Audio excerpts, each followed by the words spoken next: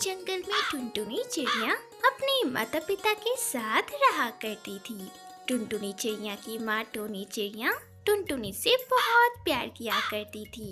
एक दिन जब टोनी चिड़िया बाजार जा रही थी, तब टुनटुनी ने अपनी माँ को आवाज लगाते हुए कहा, अरे मम्मा, इतनी जल्दी में आप कहाँ जा रही हो? अरे टुनटुनी बिटिया, घर की सारी सब्जियाँ खत्म हो गई है, तो मैं वही लाने के लिए बाजार जा रही हूँ। वैसे बिटिया, तुझे कुछ बाजार से चाहिए तो तू मुझे बता दे, मैं घर लौटते समय लेते आऊंगी। मम्मा, आपको तो पता है कि मुझे अचार खाना कितना पसंद है, और अभी तो बाजार में कच्चे आम मिल रहे हैं, तो मम्मा आप कच्चे आम जरूर लाना, और उसके बाद हम दोनों मिलकर उस कच्चे आम का स्वादिष्ट चटपटा अचार बनाएंगे। ठीक है टुनटुनी बिटिया, मैं लेती आऊंगी।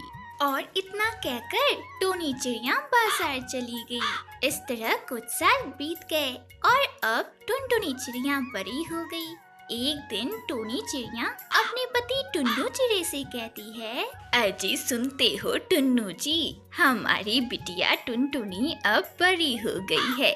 कोई अच्छा सा चिड़ा देखकर हम अपनी बिटिया टुनटुनी की शादी अब जल्द कर ही देते हैं। क्या कहते हो जी? हाँ हाँ टुनटुनी की अम्मा, तुम बिल्कुल सही कह रही हो।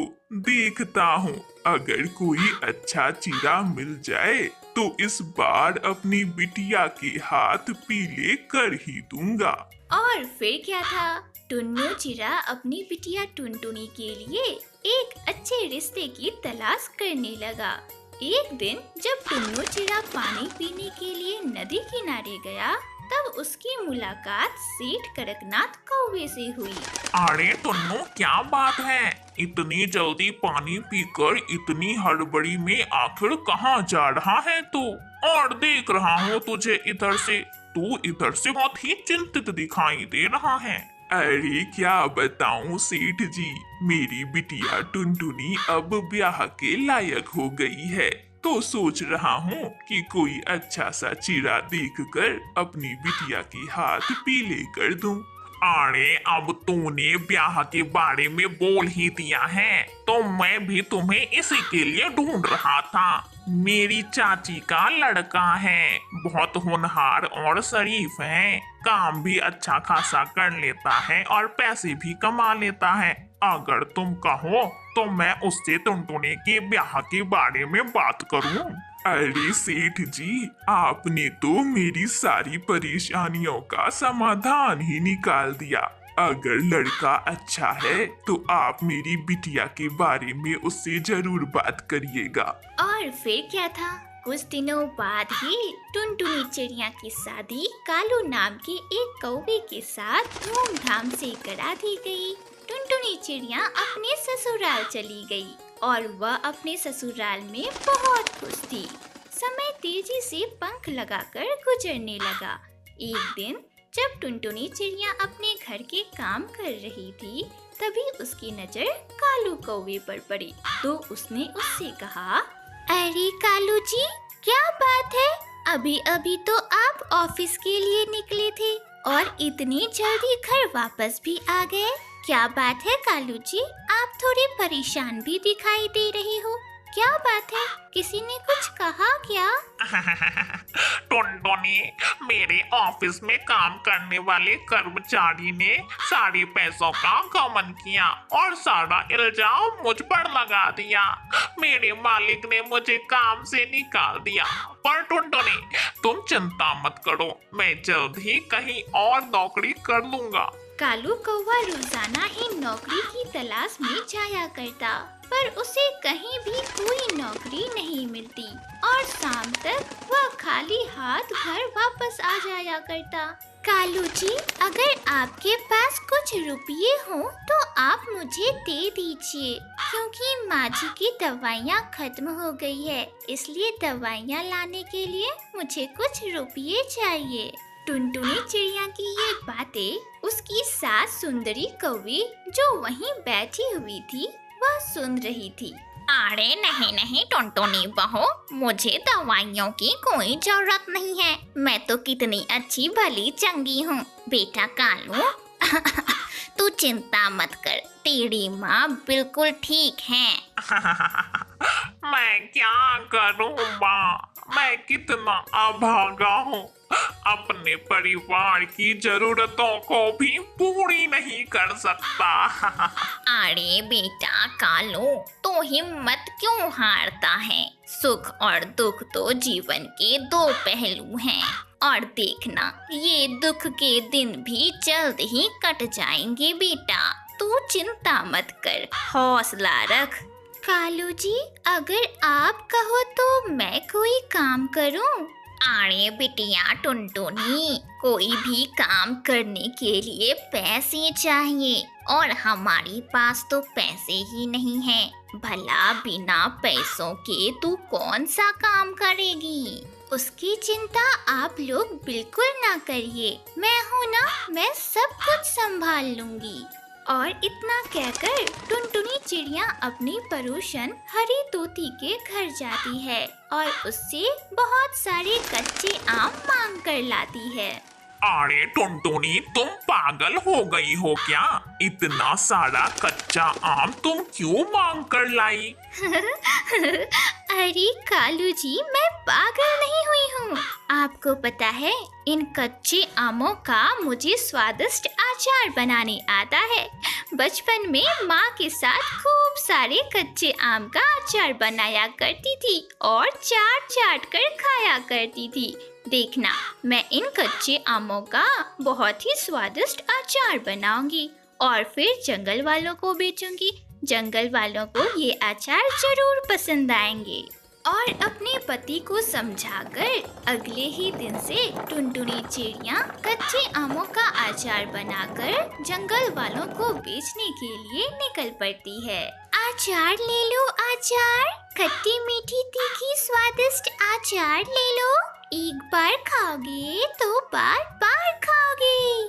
अचार ले लो अचार। अरे बहन, इन अचारों की खुशबू तो बड़ी मनमोहक लग रही है। सूंघते ही मुंह में पानी आ जा रहा है। बहन ऐसा करो, मुझे 5 किलो अचार तोल दो। देखते ही देखते टुनटुनी चिड़िया के सारे आम के अचार बिक जाते हैं और टुनटुनी चिड़िया खुशी खुशी अपने घर वापस लौट आती है। माँ जी, ये लीजिए आपकी दवाइयाँ। माँ जी, आज आम के अचार बेचकर मुझे बहुत मुनाफा हुआ। देखना, अब हमारी गरीबी के दिन जल्द गुजर जाएंगे। इस तरह टुनटुनी चिड़िया जंगल वालों को स्वादिष्ट चटपटे आम के अचार बेचा करती और अपने परिवार के साथ अपनी आगे की जिंदगी खुशी खुशी बिताने लगी। टुनटुनी चिड़िया दीवार में टंगे कैलेंडर को देखी जा रही थी, क्योंकि रक्षाबंधन 1 महीने बाद आने वाला था और उसे रह रहकर पिछले वाले रक्षाबंधन की याद आ रही थी।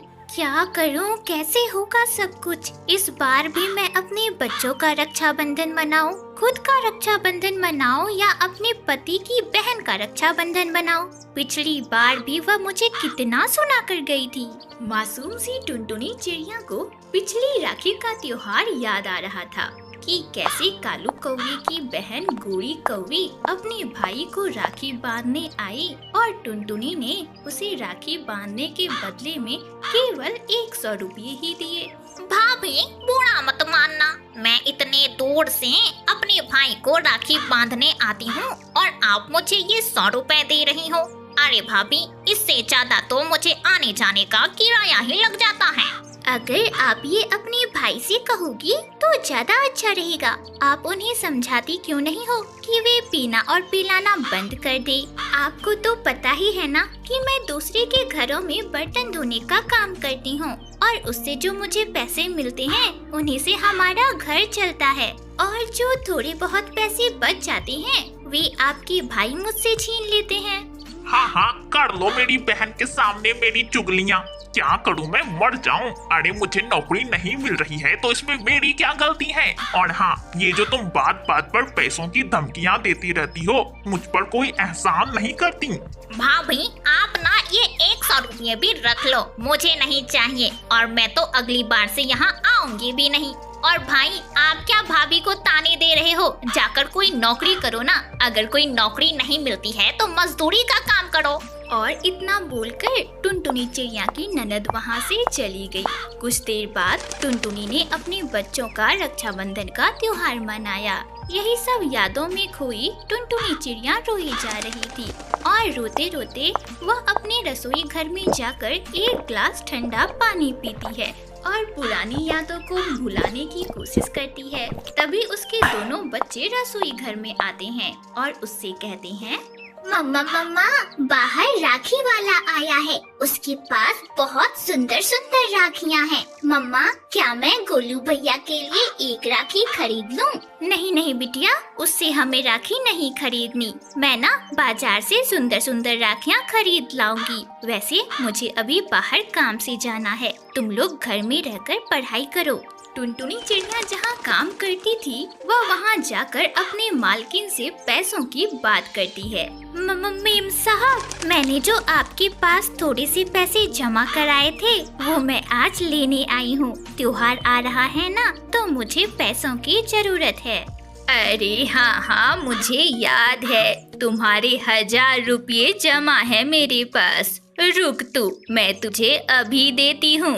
तब तक दोस्तों, अगर आपको हमारी यह कहानी पसंद आ रही है तो आप इस कहानी को लाइक और हमारे चैनल को सब्सक्राइब करना ना भूलें। मासूम सी टुनटुनी चिड़िया मालकिन से 1000 रुपये लेकर अपने घर आ जाती है और घर के मंदिर में रखे लाल कपड़े के नीचे उन पैसों को रख देती है कि तभी उसका पति कालू कौवा वहाँ आ जाता है और उन पैसों को देख लेता है। अच्छा, तो यहाँ है तेरी गुल्लक और तू मुझसे कहती है कि तेरे पास पैसे नहीं हैं। चल ला पैसे दे मुझे, मैंने अपने दोस्त से पैसे उधार लिए थे और अब वह मुझसे पैसे मांग रहा है। चल दे, पैसे दे मुझे। नहीं, मैं तुम्हें ये पैसे नहीं दूंगी। मैंने ये पैसे त्योहार के लिए बचा कर रखे हैं और तुम्हारा क्या है, तुम्हें तो कुछ भी फर्क ही नहीं पड़ता और मुझे तुम्हारी वजह से सुनना पड़ता है। क्या कहा तुमने? तू मुझे पैसे नहीं देगी? अरे मेरे ही घर में रहती है और मुझे ही पैसे देने से मना कर रही है। रुक, अभी बताता हूँ तुझे। और इतना कहकर कालू कौवा टुनटुनी चिड़िया की पिटाई करने लगता है। अपनी माँ को मार खाता देखकर बच्चे उसे बचाने आते हैं और किसी तरह अपने पिताजी के मार से उसे बचा लेते हैं। पर कालू कौवा मंदिर के पास रखे पैसों को उठाकर ले जाता है। मम्मा, आपको बहुत दर्द हो रहा है क्या? मम्मा रुको, अभी मैं आपके लिए हल्दी का लेप लेकर आती हूँ।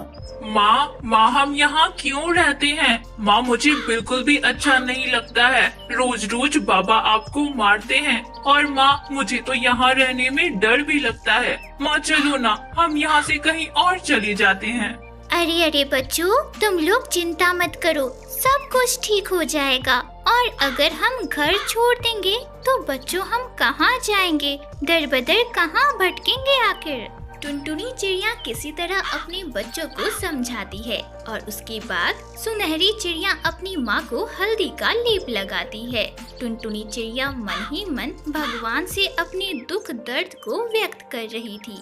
हे भगवान, अब मैं क्या करूँगी? मैंने किसी तरह 1000 रुपये जमा करके रखे थे और वह भी कालू जी मुझसे छीन कर ले गए। अरे अपनी ननद का तो छोड़ो, अपने बच्चों का भी त्योहार अब मैं कैसे मना पाऊंगी? गोलू का कितना मन था कि वह मोतीचूर का लड्डू खाए और मेरी बिटिया सुनहरी तो नई फ्रॉक जा रही थी। अब मैं क्या करूं?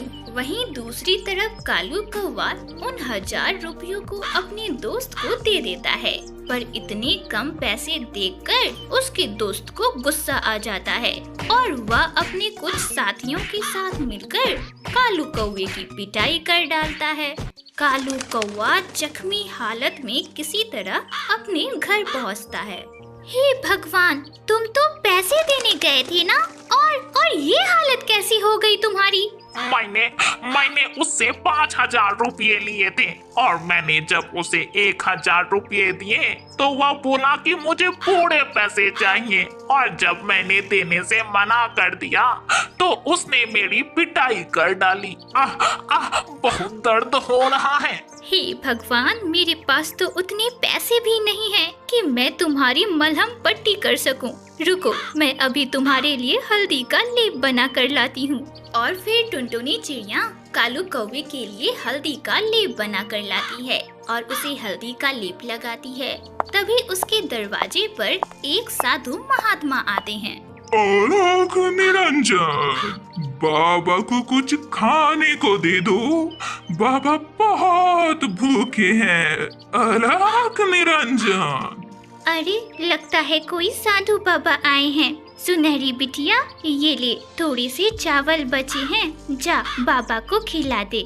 सुनहरी चिड़िया अपनी माँ से चावल लेकर बाबा को खाने के लिए दे देती है। बाबा जल्दी से चावल खाकर वहाँ से चले जाते हैं। तभी उनके जाते ही सुनहरी की नजर एक अंगूठी पर पड़ती है, तो वह उस अंगूठी को उठाकर घर के अंदर लेकर आती है। अरे सुनहरी बिटिया, ये तेरे हाथों में अंगूठी कैसी? मम्मा, वो साधु बाबा जो आए थे, मुझे लगता है उन्हीं की अंगूठी है, शायद गिर गई होगी। मम्मा, अगर वे फिर कभी आए तो उन्हें उनकी अंगूठी वापस कर देना। हाँ सुनहरी बिटिया, ये अंगूठी मुझे दे दे।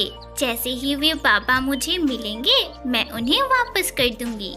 अरे नहीं, ये अंगूठी मुझे दो। इस अंगूठी को बेचकर मैं अपने दोस्त के पैसे चुकाऊंगा, नहीं तो पता नहीं अब वह मेरी क्या हालत करेगा। लाओ सुनहरी, ये अंगूठी मुझे दो। और इतना कहकर कालू कौवा सुनहरी के पंखों से वह अंगूठी छीन लेता है, पर वह देखता है कि वह अंगूठी नकली है और उस अंगूठी के बीच में किसी चीज का बीज है। हे भगवान, ये अंगूठी तो नकली है, और देखो ना, इस अंगूठी में किसी चीज का बीज भी है। हाँ, मुझे नहीं चाहिए, ये लो तुम ही रखो। टुनटुनी चिड़िया भी जब उस अंगूठी को देखती है तो उसे उसमें किसी चीज का बीज दिखाई देता है, तो वह मन ही मन सोचती है कि क्यों ना इस बीज को अपने घर के आंगन में बो दे।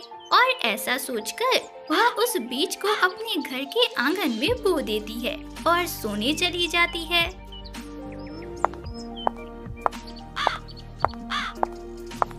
मम्मा जल्दी उठो। मम्मा जल्दी से उठकर घर के आंगन में चलो। मम्मा जल्दी उठो ना। हे भगवान, ये क्या? ये तो राखी का पेड़ है और इस पेड़ पर कितनी सारे राखी लगे हुए हैं।